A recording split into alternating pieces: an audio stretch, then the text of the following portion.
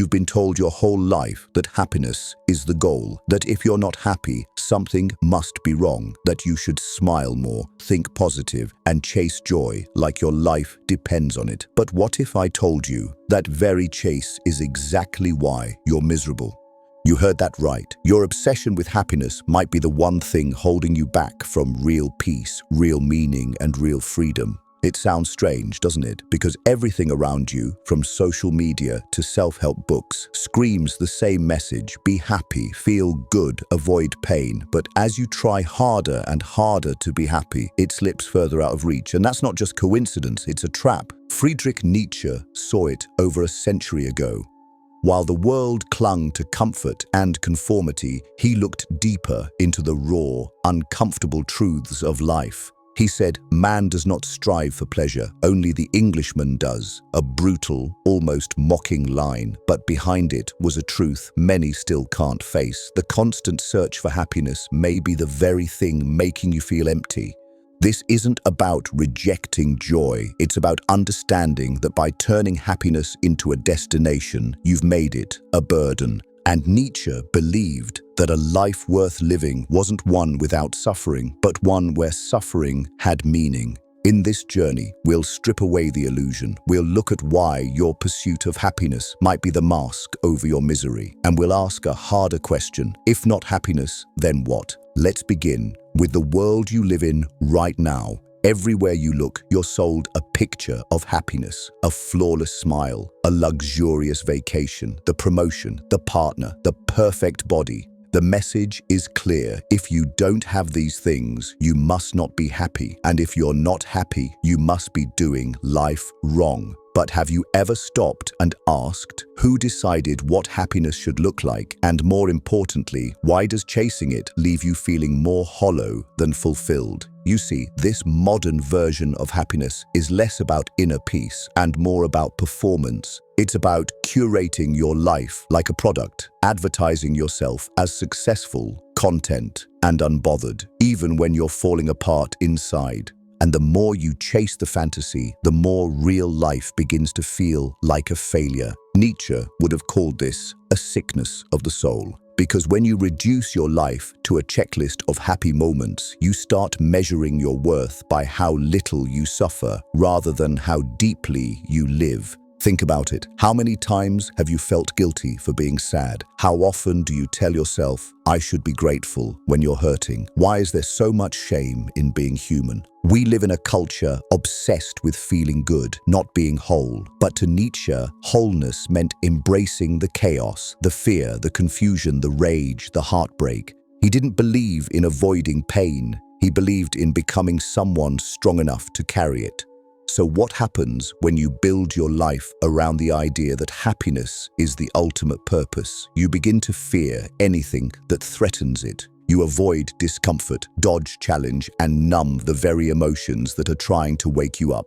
And here's the paradox. The more you resist pain, the more it grows in the shadows. It festers, it twists itself into anxiety, depression, burnout, and all the while, you're still smiling for the camera. Maybe the real misery isn't in feeling bad, but in pretending you never do. It's not your fault. You've been taught to chase comfort. But Nietzsche asked something radical. What if discomfort is the doorway to something greater? Nietzsche didn't just ask that question, he lived it. For most of his life, he battled migraines so intense they left him bedridden for days. His body was fragile, his relationship strained, his work constantly ridiculed.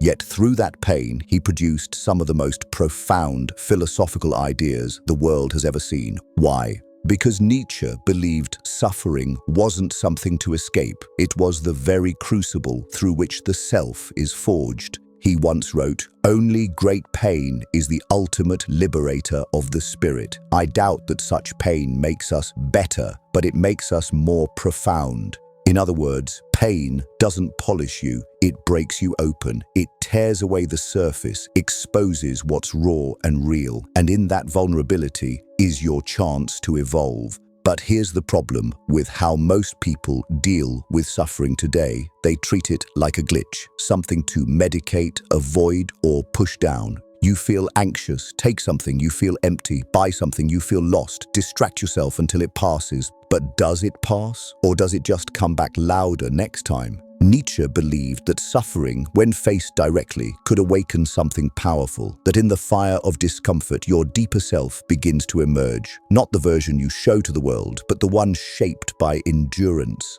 by grit, by truth.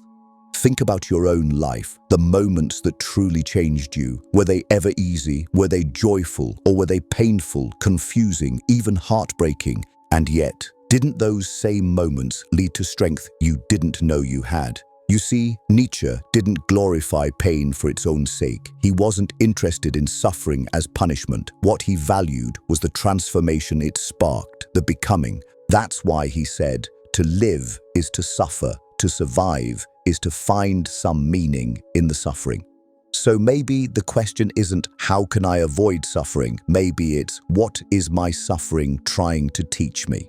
And once you stop running from that question, everything starts to change. But here's where the world fights back. Because the moment you begin to listen to your pain, the moment you stop forcing yourself to smile through it, you're told you're being negative, that you're not being grateful enough, that your energy is off. We've created a culture so obsessed with positivity that it treats honest emotion like a threat.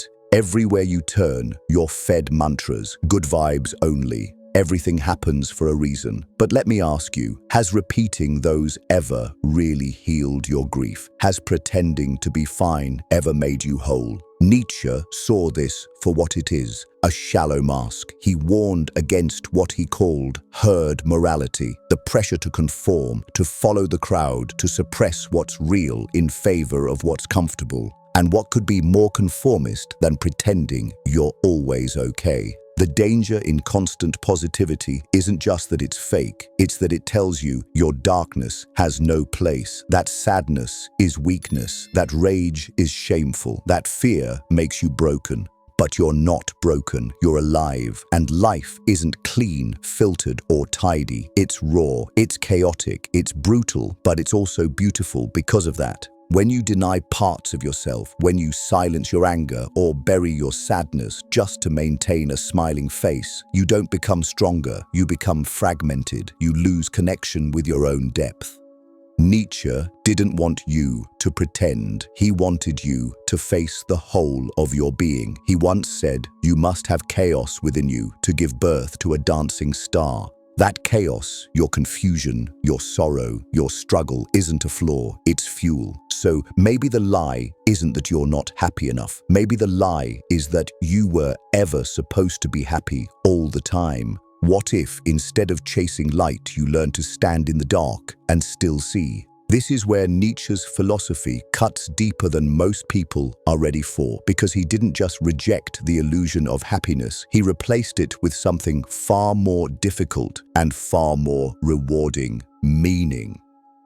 He believed that meaning, not happiness, was the compass of a life well lived. That purpose, even if painful, even if it demands sacrifice, gives life a weight that momentary pleasure never could. Ask yourself, when was the last time you truly felt alive? Not entertained, not distracted, alive. Chances are, it wasn't when things were easy. It was probably when something mattered so much to you that you were willing to suffer for it. Maybe it was finishing a difficult project, even when you were exhausted, or staying by someone's side during their darkest days, or enduring heartbreak, loss, or failure, yet still choosing to keep going.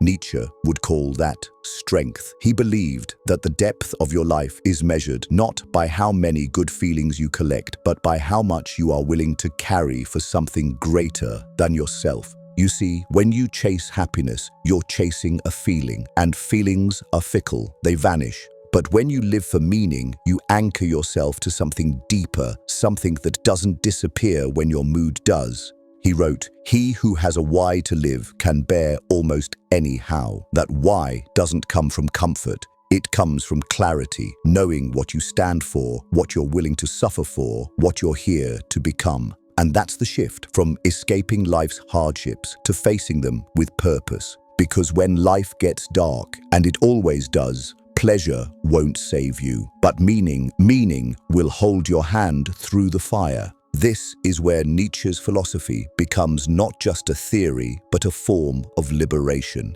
He believed that the very things we run from, pain, failure, loss, are not detours from life, but the essence of it. And it's in that essence where true beauty hides. He introduced a powerful idea, amor fati, the love of fate. Not just accepting what happens to you, but loving it, embracing every wound, every detour, every scar as something necessary, something sacred. Think about that. What if every moment of misery in your life wasn't just random suffering, but part of your becoming? The world teaches you to label pain as bad, but what if pain is actually a mirror showing you who you are beneath the surface? What if the heartbreak you're trying to forget was the moment you learned how deeply you could feel? What if the failure you still carry was the beginning of a new strength being born? Nietzsche didn't want you to avoid misery. He wanted you to transform it, to walk into the storm, not to be destroyed, but to discover the parts of yourself that only fire can reveal. And here's the uncomfortable truth. You cannot numb misery without also numbing your capacity for joy. When you flatten your lows, you also dull your highs. Real aliveness means feeling all of it. So instead of asking, how do I feel better? Maybe the better question is, what can this pain teach me about the life I'm meant to live? Because in the end, your misery might not be the problem. It might be the invitation to wake up, to stop chasing happiness like it's a prize waiting at the end of a perfectly curated life, to stop believing that something is wrong with you just because you feel pain or doubt or emptiness. Nietzsche didn't offer comfort, he offered clarity, and maybe that's what you need most. Not another way to escape discomfort, but a reason to face it. He didn't tell you to be happy, he told you to be strong, to stand tall in your chaos, to wrestle with your suffering, to become someone who doesn't need to be happy all the time because they've built something deeper than happiness, character, meaning, will. You were not born to smile through your suffering, you were born to become through it. So the next time you feel broken, pause. Don't rush to fix it. Don't reach for something to cover it up. Just sit with it. Ask it what it wants to show you. And remember Nietzsche's whisper in the background. Become who you are. Because happiness, it may visit you now and then, but becoming, that's yours to own.